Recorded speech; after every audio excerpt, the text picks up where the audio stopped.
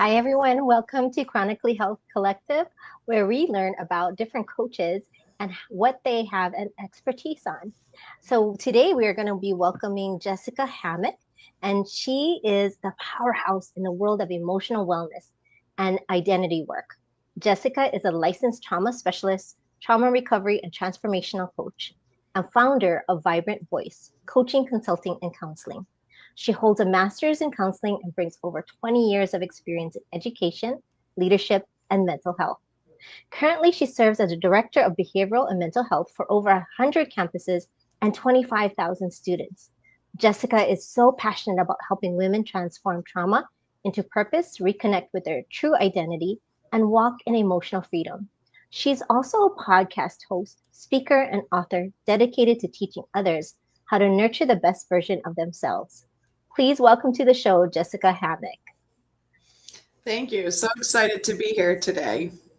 It's wonderful. I'm so glad that you're here, and I'm so interested in what you have to share and the work that you do. And I'm just curious about what it really means to have freedom as a basic human need, and what does it feel like to for someone to have that truly who's never had that before?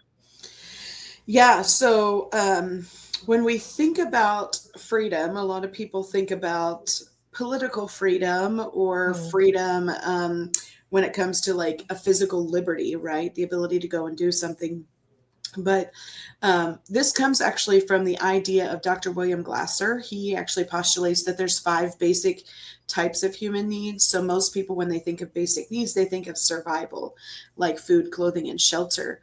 But mhm, in addition to that, there's love and belonging.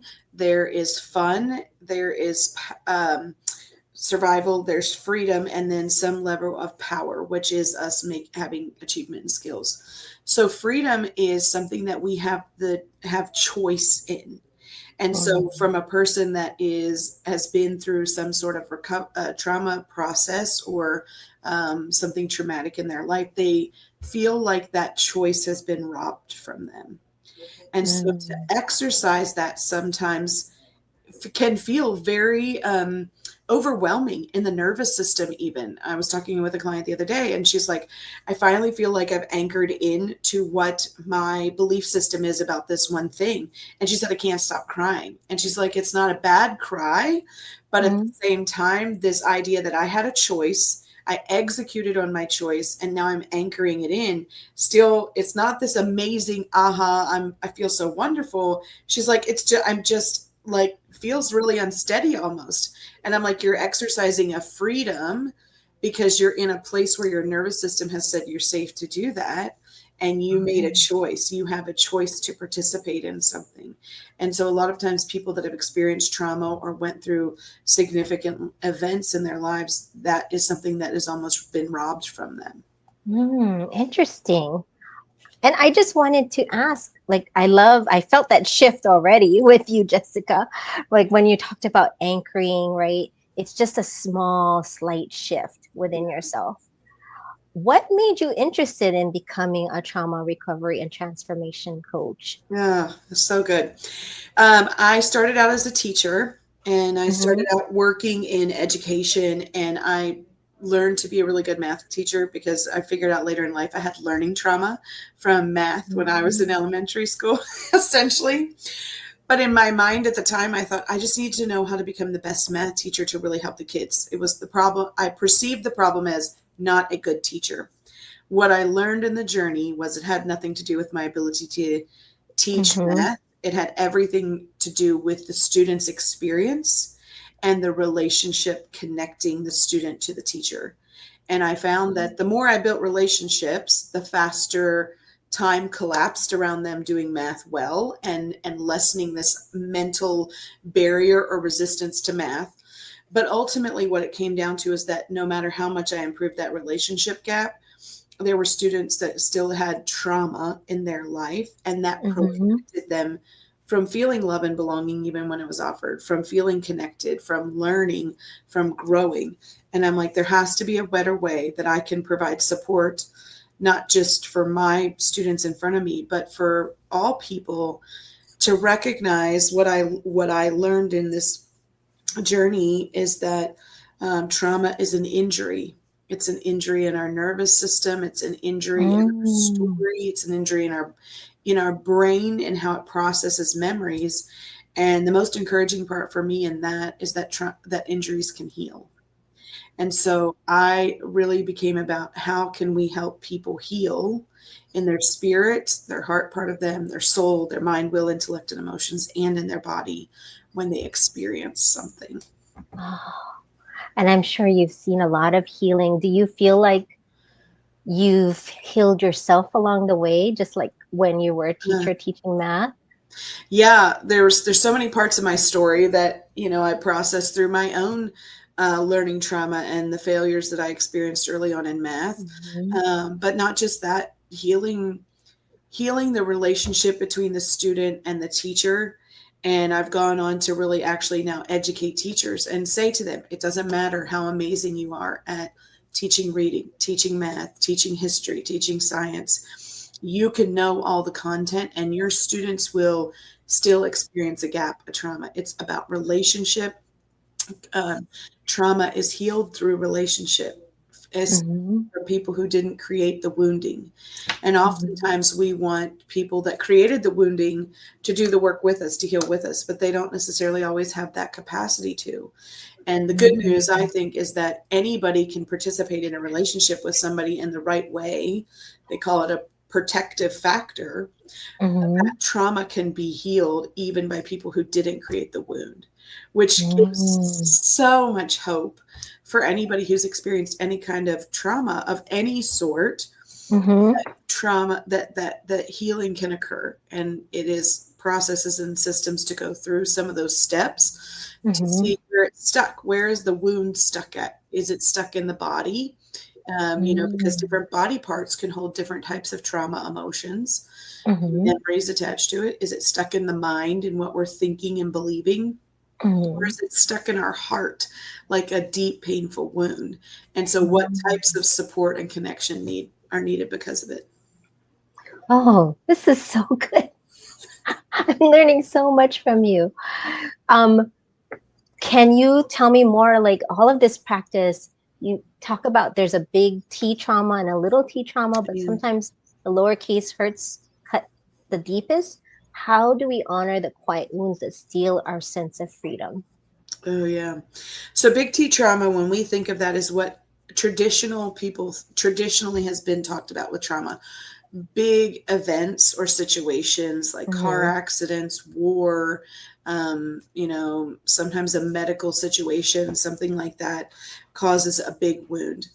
Little Yes. t traumas are those chronic things that happen in life, or those more subtle forms of things that break the relationship or expectation we had in a relationship. And those things over time really, like, we dismiss it as a trauma. I think that's where we Mm-hmm. start. So things like kids experience a lot with bullying. Mm-hmm. um, Sometimes the teacher may be really critical of how the student did the work or why they didn't pass. Mm-hmm. Or friendships, like mean girl type scenarios, right? Mm-hmm. But we might have a learning trauma where we didn't learn it well, so we failed, and we keep coming back to that. Mm-hmm. There's religion trauma where we might have experienced in a faith-based setting some level of Mm-hmm. communication from a leader in that faith, and then we start to punish ourselves because we believe we can't meet the expectations Mm-hmm. of the leader in the faith or the way the faith is communicated to us. So there's this subtle things, right? We don't pick up as, Mm-hmm. oh, well, that's not this tragic event. But if you have these thoughts and feelings in your body where you're feeling dysregulated, you're Mm-hmm. constantly wondering, like, is something wrong with me?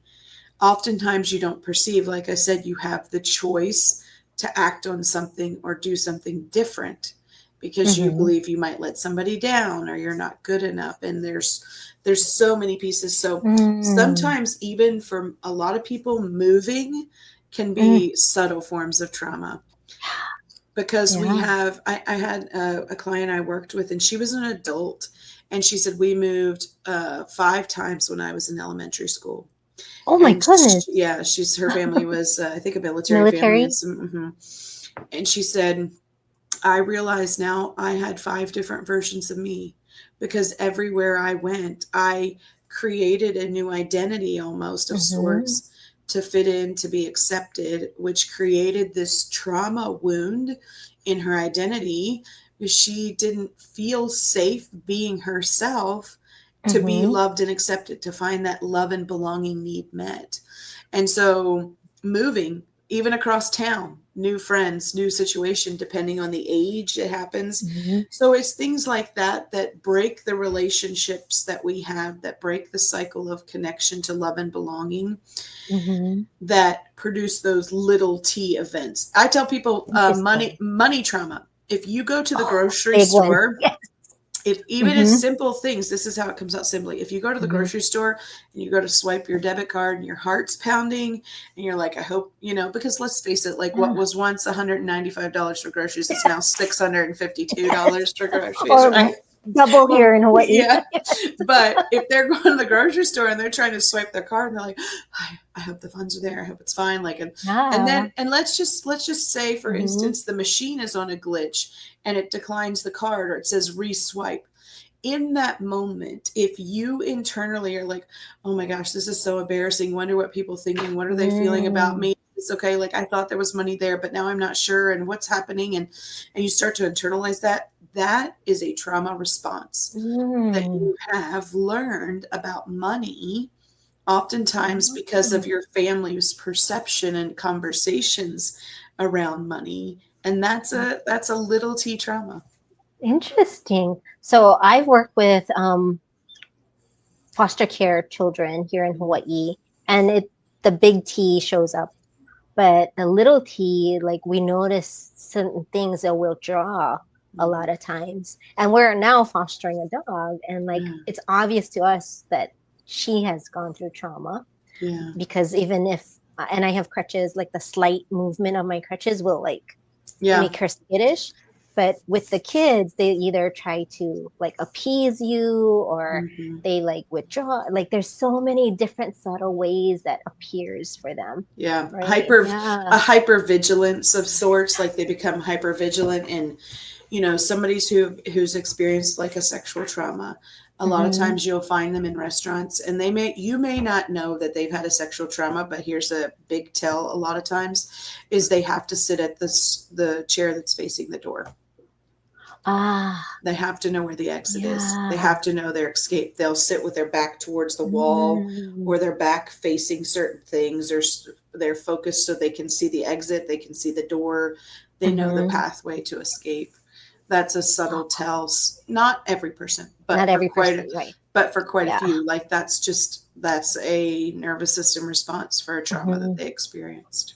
And all the way working with military, like they Oh have yeah, to see the door all the time, yeah, right? Every hmm, exit anyway. yeah, yeah, So tell me about like, oh, in the name of safety, many of us build up these walls, these cages. What are some ways women, especially the when they trade freedom for false peace, how can we gently yeah. start breaking down those walls? I think you have to really think about false peace. That's a really good one. Mm, Who, according to who, is the peace from? Who has defined what peace is? And hmm. I think that is something that we internally get to recalibrate to. What is the definition, first of all, of freedom for me? What does it Hmm. look like, sound like, and feel like? How will I know when I've arrived? Versus, what does peace look like? What does it look like, sound like, and feel like? If I am sacrificing my thoughts, feelings, conversations, beliefs, and acting different to keep the peace, then I have a lot of times created a war internally, which is not Hmm. freedom. Mm, See, if I'm coming to mm. Hawaii, I have a perception of what I think it's going to look like, right? Right. And if I arrive there, can you still hear Oh, me? yeah, I can't see you anymore. I can't see me either. There we go. Okay. um, if I arrive there and it looks completely different, I have not Mm-hmm. met my perception of things. And so Mm-hmm. internally, I have some calibration to do because I got somewhere and it didn't look like what I intended, right? Right.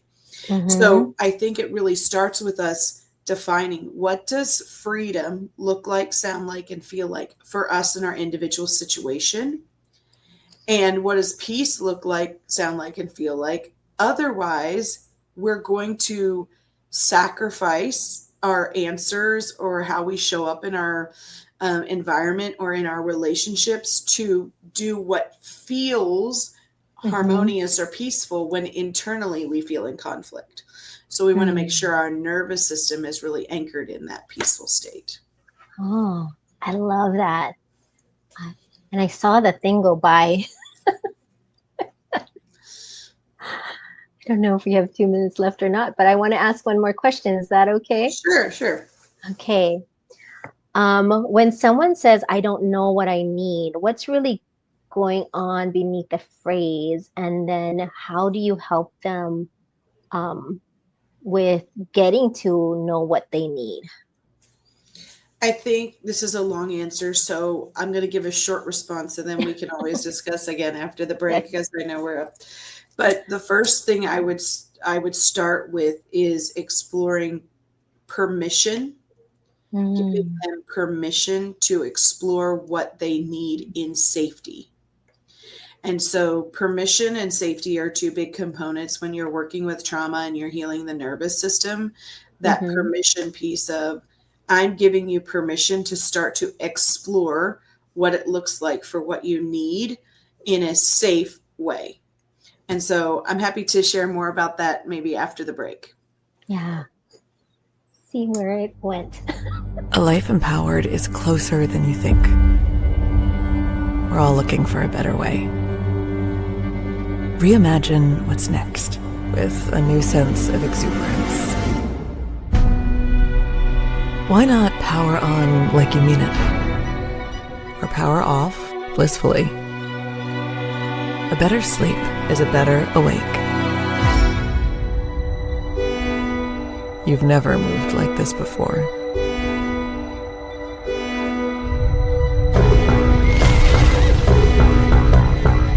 With the energy nature intended.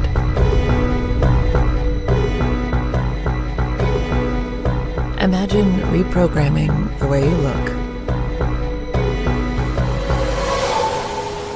at the speed of science.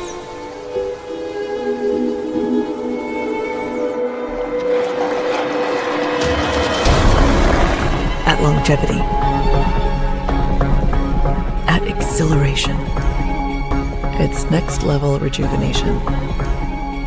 Take control of your well-being from the inside out and outside in. The light within is ready to ignite. Be the light. LifeWave. Have you encountered a situation or an event in your life that's caused you to feel stuck? You were on a journey to live your best life, but thoughts and feelings from the past keep showing up and has caused you to feel like you're not headed in the right direction or being the best version of you. Meet Jessica Hammock, trauma recovery and transformation coach. Not only will she teach you about emotional and mental health, she's here to help you unwind the treasure of who you are from the trauma of your past so that you can walk in the truth of your identity and break free from what is holding you back so you're able to nurture the best version of who you're meant to be. The time is now. Let's get started. Welcome back, everyone. Again, we're back with Chronic Health Collective and Jessica Hammock, trauma recovery and transformation coach. So many interesting things. I really love to learn all of this, and this is amazing that all the work that you've done. So curious about so many things, but so for us, when we're working with someone, when we do have someone in our lives, especially when it's a woman or a child? What does it sound like or physically feel like when a woman does start to reclaim her voice? Oh, so good. Um, Choosing things that feel good to her. And so the example I have for that, I was working with a client and we Mm-hmm. were talking about this idea of exploring choices that felt good to her. I'm like, what are some things that you would really love to do that you weren't able to do in that traumatic situation or in that traumatic relationship? And she sat and thought for a while and she's like, use as much shampoo as I want. And I was like, okay, tell me more about that. And she's like, the relationship I was in, I got 1.5 pumps of shampoo. So something as simple as the freedom to decide Mm-hmm. in that moment what she needed for herself and her physical care in terms of the amount of shampoo she wanted was taken from her. It was robbed Mm. from her. And so we worked through, girl, use as much shampoo as you want, right? That freedom. And she's like, it feels so good. And sometimes I don't need a lot. And she's like, and every once in a Mm. while, just because can, I put like 12 pumps in my hand just to feel that feeling internally, right? Yeah. Then it becomes more of like exploring choices that were removed during a traumatic. Mm.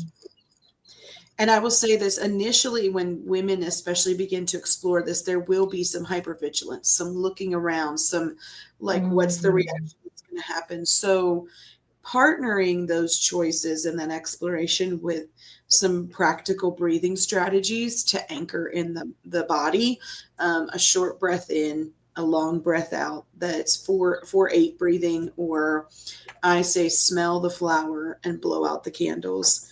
But Mm. practicing that strategy while also telling your mind, I'm safe, I'm okay, everything's fine. I have permission to do this. And because you want to rewire the brain pathways for anything that they would need physically, mentally, emotionally in a safe context. Trauma is Mm. healed in a safe setting.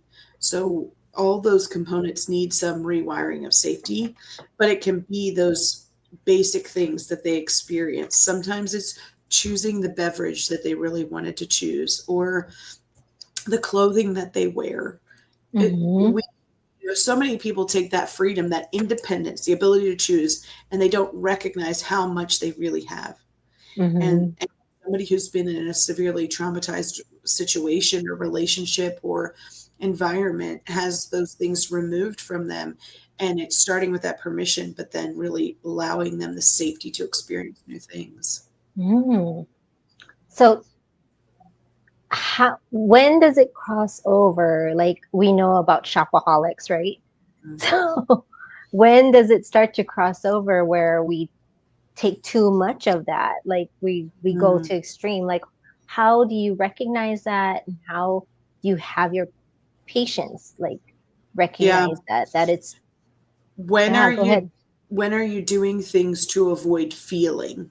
Mm. Is the question that really probe with them. Are you buying excessive things? Are you eating excessively? Are you working out excessively? You didn't have permission to Mm-hmm. do it before, right? But now are you doing it to avoid feeling? Mm. You're having intensity come up, you have frustration come up, you're even feeling unsafe. And so you're going to go do the thing to prove you can do it, but you're avoiding navigating through that feeling because that feeling is uncomfortable. Or the thought that came up, you're like, I'm just going to go buy a bunch of stuff. I can do it and nobody can stop me. Well, Right. you are essentially stopping yourself because you're not allowing yourself to access the feeling that's coming up in your Mm. body or the thought that's coming up in that situation. Oh, so good. This is so good. Yeah, it's that they talk about addictions, and a lot of people that have Mm-hmm. experienced traumatic things land themselves in addictions. Addictions, Yes. ultimately, there's a lot of different proponents why people look at addictions.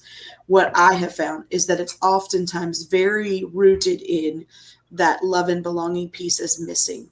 We don't Mm-hmm. feel like loved. in the way we need to feel it, not necessarily the way somebody's giving it. And I want to delineate that is somebody could be giving you all sorts of love in the way they know how to, and you could still feel unloved because the way you need to receive it is a certain way. It's kind of like the cars we drive. You cannot put diesel in a gas car. Right. It's because you put diesel, you put a fuel in there, but the fuel isn't sourcing the vehicle the way it needs it, right? Right. That's why they created the 5 love languages, right? Yeah. And so many other things. So if we're not feeling loved, or if we feel like we don't belong, and there's a difference between belonging and fitting in. If I don't have to change who I am, I can show up and know that I belong here. That's a belonging. If I'm changing any component of me to fit in. And so oftentimes we need to have that piece met. And so we will turn to something that activates the chemical centers in our gut and our brain: dopamine, serotonin, GABA, and there's oxytocin. And so oxytocin is that love and connection one. Right. And so many times people that experience addictions are running from things that are uncomfortable, and they don't have a source of feeling like they love and belong. I'm putting in a lot of these questions because I'm just so curious myself. Oh, yeah. So, and you talk about survival. Who are we underneath the self we built just to survive? And how do we begin to meet that version of ourselves? I think it's really important to look at that survival place of what age we were. And here's what I tell people in this journey. It's a little bit of like inner child work. In therapy, they call it parts work.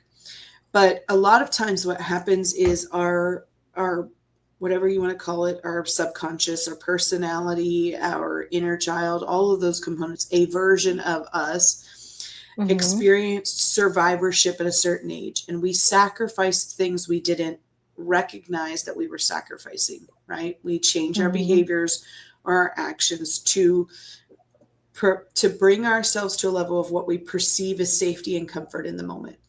And so then what happens is we get older and we're like, oh, yeah, I shouldn't have done those things, or I'm still doing these patterns of habits and behaviors to sacrifice myself in a relationship. But now I want to change, right?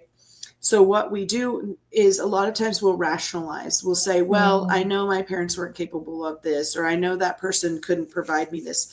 That is bypassing that version of you that did the best they could at the age they could with what they had access to. So part of the conversation I have with people is, let's go back to the version of you that's still trying to push through, because that version of you is subconsciously speaking louder and needs some internal conversation to happen in order for them to recognize that you actually have grown and changed. So what this looks like is, I had a client who was in a new relationship and was actually coming into a space where she didn't expect to see this person, and they decided to take a break. And she's like, I said what I needed to say. And she's like, I actually said a little prayer and said, if I'm not supposed to interact with them, like have them turn a certain way or whatever. She went to the bathroom, came back, and they returned. And she's like, but I couldn't shake the feeling that my body was just shaking. And she's like, I don't know what that was. She said, I thought I did the right thing. And so we did explore a little bit, and I'm like, what is your body trying to tell you? Because your body is saying that you're unsafe right here. And so we explored, and it was a younger version of her that was rejected by her father. And so even though she had asked for like this sign of have them turn their back to me, and they did, internally, her body and her younger version read that as, I'm being rejected right now. And so we did some inner dialogue, like, okay, let's understand what else this body needs to tell us, about I'm feeling rejection and blah, blah, blah. I said, okay, well, what do you want to tell that a younger version of yourself? I'm safe. I'm okay. This was a protection for me in the moment I was in, to not have to navigate something uncomfortable. So if you've ever done inner healing work with inner child or younger parts, they don't often recognize that we've grown up. And so I'd say, tell that younger version of yourself that you're older now, that you've had healing, that you've had growth, that you're safe. And also that if you don't have the right answer, you have access to support, to skills, to resources. So if they get scared again, and show up, just know that you're going to go get help. And that conversation sometimes bridges this internal gap where our nervous system will be like, okay, I get it now. We're good. So I love how you just walked us through all of that. That's amazing. And you're giving an example of a patient that have gone through that. Oh, that's such valuable tools to learn and to know. Yeah. And I tell people, like, oftentimes other versions will show up for us. Sometimes it's at a friend's party and all of a sudden we have all these thoughts and feelings about something and we're like, wait a minute, I did all this work. It doesn't negate the work you did, but it just means there might be another version of you showing up to want to experience something in that moment. And so I tell people, just do a quick check-in, ask yourself, okay, what age of me is showing up? What do you need to tell me? And here's what I'm going to tell you right now. I got this, girl or guy, like we're in control, dude. Or as, some of my younger crowd would say, bro, we got this, bro. And having that inner dialogue with yourself, right? Yeah. Oh, I love that. Okay. And I'm so curious about your work too, when you work with thousands of students and families. What environments actually create space for healing and what gets in the way? I know we have a few minutes. Yeah. So I would say perceived safety is the most important. And so what is the best environment for healing is a perception that there's safety, emotional safety, psychological safety, physical safety is the best environment for healing. But it's from the perception of the one that needs the healing. So if it's a child, if it's a teenager, an adult, and they need to heal the trauma wound, they have to perceive that it's a safe environment. They also need to know that they have a supportive connection. So somebody to walk with them in that healing piece. Like I said earlier, it doesn't have to be the person that wounded them, but also oftentimes in education, it's a teacher or a coach or, an administrator that they develop this connection with in that environment that are like, this is my safe person. And that just means that they have safety in the relationship to be themselves and to not have to perform, but also to process things that do come up. I think what I see as the biggest barrier that kind of gets in the way or is disrupting those things are people's egos. And what I mean by that is there's a lot of generational beliefs that show up about what healing should look like. And so in some of our older generations, boomer generations, even in some Gen Xers, there's this mindset that we didn't have to deal with this, or we didn't have permission to feel all these feelings, or it wasn't really that bad. So boomers, especially, and some Gen Xers didn't have space in their daily life to process a lot of feelings and emotions. They were so focused on basic needs survival, right? It's like, we've got to work or we're not going to be able to eat and we won't have a roof over our head. So the amount of time in your day or capacity to really apply to think about things, to feel things, to look at what other people were doing, it was very limited. And so because that was the mindset that came through, now it's this idea of we got to do what? Like, why isn't that bad? And, I have people in that boomer generation myself say to me a lot, well, it wasn't that bad. I wasn't physically hit or I wasn't sexually abused. It's not that big of a deal. When they were constantly yelled at or had a lot of verbal abuse that they experienced, put down, that still has an impact on you. Yes. So the barrier then becomes the person that could create a supportive relationship for them thinks that it's not necessary to have one, thinks that it's not necessary to do the healing work, which is why so many of our younger generations, some millennials, but especially Gen Zs and Gen Alphas now, are having this overwhelming amount of feelings and thoughts and beliefs, and I got to fix this, and I got to go to therapy, and I got to talk to somebody. That's not bad or wrong, but they have so much more space and time in their day because we've grown in the amount of creature comforts that we have access to. So they're not out there having to work all the time just to get access to basic needs. And we have added in the component of social media and technology, gives us faster, more instantaneous access to knowledge but which brought in a big awareness route, but it also gave us this opportunity to sit around and compare ourselves to everybody else and how they're doing, a That's another perception. type of trauma, right? A perception of Yeah. how they're doing. It's a false perception, a Mhm. false information, right?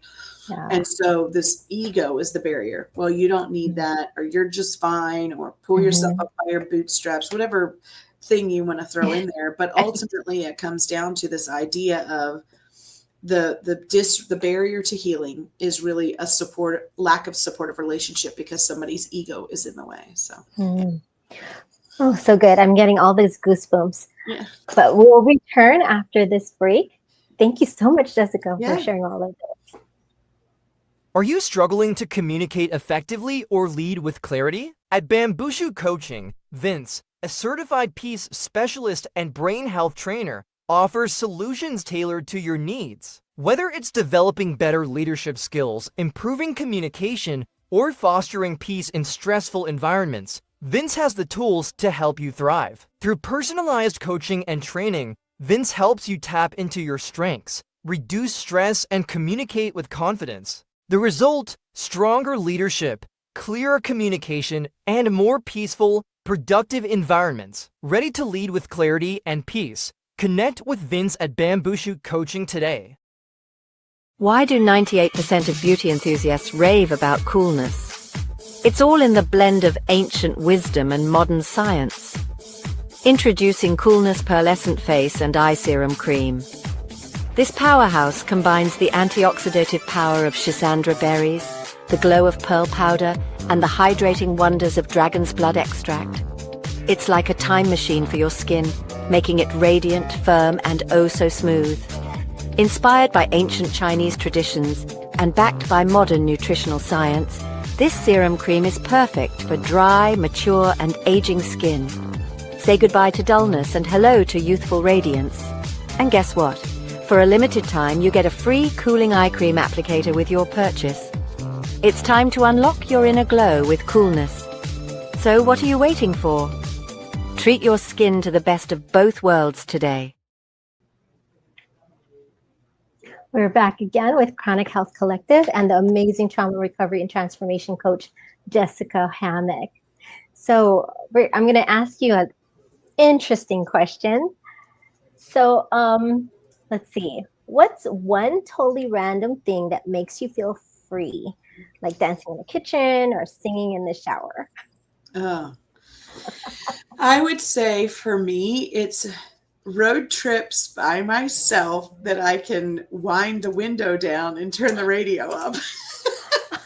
What is your genre of music, Jessica? Oh goodness, I love to sing to a lot of things, but I did this in college. I, blasted some great variety of like Celine Dion and Shania Twain and all these powerful women singers. And now it's not so much about genre as it's just like being in places. Like I do a lot of highway driving here in Texas for things, but when I get in some smaller roads that aren't as constricted with all the traffic and things like that, it's that wind blowing through your hair kind of feeling, just summer vibes. And even though summer is not my favorite season, it's just that freedom to just like let it all out. I love to talk and communicate. That's something I'm very passionate about, but just to be able to sing and sing along with the music and feel the rhythm of the music, that's definitely my jam.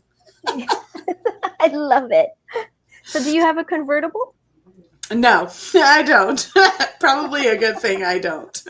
Back in the day, the fun fact was back in the day when I was much younger, I had a pickup truck, and that was the thing that I drove, was not like my pickup truck with the windows down and all the stuff, So now I just drive my mom van, but I travel a lot for work, and so I'm always like, give me a good car. So like one time they rented the Dodge Charger for me, and I was like, yes.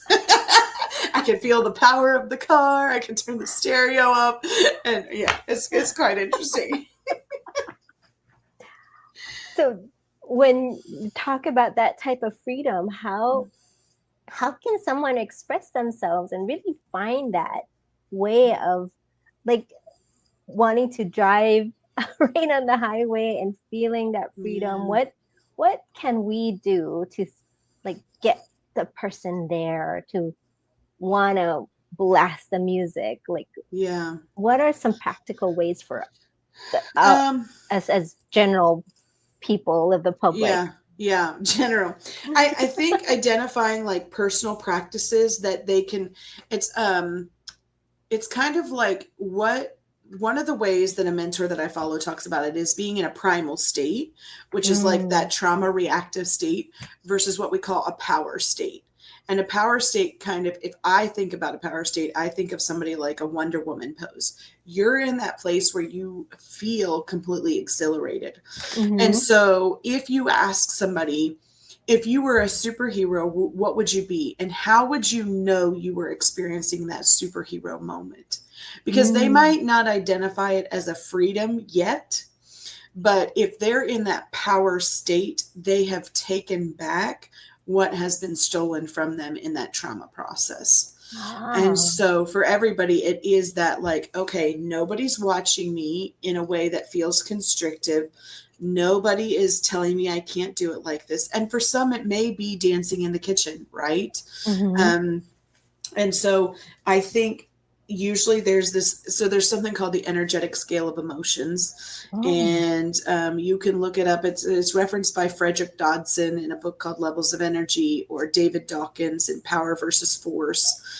But at the lower level of those emotions, we have like anger, fear, sadness, grief, shame, guilt, depression, all of those things. And then we mhm, hit this midpoint where we're like borderline contentment, routine, just kind of where we, a neutrality state, acceptance. mm, The higher level of emotions actually take up quite a bit of energy in our nervous system. And that's where people want to live: joy, peace, creativity, beauty. And so, how every person experiences that will look a little different. For some, the freedom to experience that exhilaration in their nervous system and in their life, it might be in a beautiful botanical garden, just experiencing the beauty and no disruptions internally ah, or externally. And for some, it's driving down the road at full speed ahead, blaring music, right? So, right. everybody's level of like, if I could be a superhero in my life, and experience something that feels so amazing, how would I experience that in my life right now? What does it look Mm, like? Step in and kind of save myself, so to speak. mm, What would happen? And I always like to anchor it in, and what would it look like? Describe it. What would it mhm, sound like? What would I hear around me? What would it feel like? mhm, Ultimately, when you look at healing all of our nervous system, when you look at things like people talk about manifestation and some of these things, our mhm, brain is wired to go in the direction of senses. So what does it look like to experience that on a sensory level in our nervous system? And so if we can describe what it's going to look like, sound like, and feel like, then we have an arrival destination to know when we've gotten there. ah, I love it, Jessica.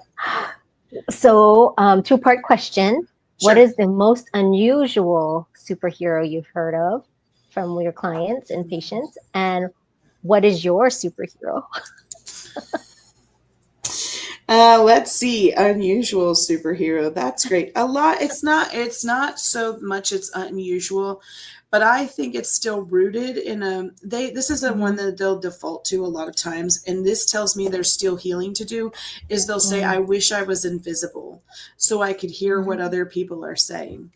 Well, Wow. if you need to hear what other people are saying, that's Mm, still rooted in an identity issue that says I cannot be myself because I'm worried mhm, about what somebody else will think, feel, and believe about me. mm, So I think, the second most common one is to be able to like time travel, a superhero that can time travel, ah, in part because people want to change things, but also right. because they want to impact the future. They want to go Mhm. forward and do differently. So I love that. Yeah. And what is Um, your superhero? Oh, that's a great question. My superhero, if I had to think about it, I really love the idea of Wonder Woman, and utilizing that belt of truth, that Mm, truth component that she uses. Truth can be very painful. if we let it be. But truth can also be very revealing and very And healing. freeing. Yes. Yeah. And so for me, it's learning to operate in that place of truth. And there's a part in the movie specifically where she steps out of the trenches and she runs headlong into the enemy territory. I know But exactly what you're saying. great music, all the stuff, right? Right. But in my mind and in my work, what I see that as, I'm no longer going to let the things that have been painful for me stop me from moving forward. I'm making a choice to actually consciously engage with places that are painful so that I can feel them, unpack them, and move forward in healing. And that to me is acknowledging the truth. Yeah. Because there's this awareness of like, I can do this thing. I can engage in it. I have the right supports, the pieces, the people that I need to call, the right environment, but I'm going to choose to engage instead of being stuck here in this trench, worried about the outcome. And I think if you are listening to this, if you're a woman, you know exactly the scene and you know exactly what it feels like to be in the trench and you know exactly what it feels like to move forward when you feel that freedom, right? For you to move forward. Wow. This is great, Jessica. I know I have like maybe about 7 minutes. I am curious. We talk about like the comparison thing on social media, and that's probably the small t that you talked about. Like, how do you address that small t, that trauma of people comparing themselves with, especially if it's the Zennials and the Millennials, even like any age, right? Yeah. Like, how does that come up for people and how do you address that?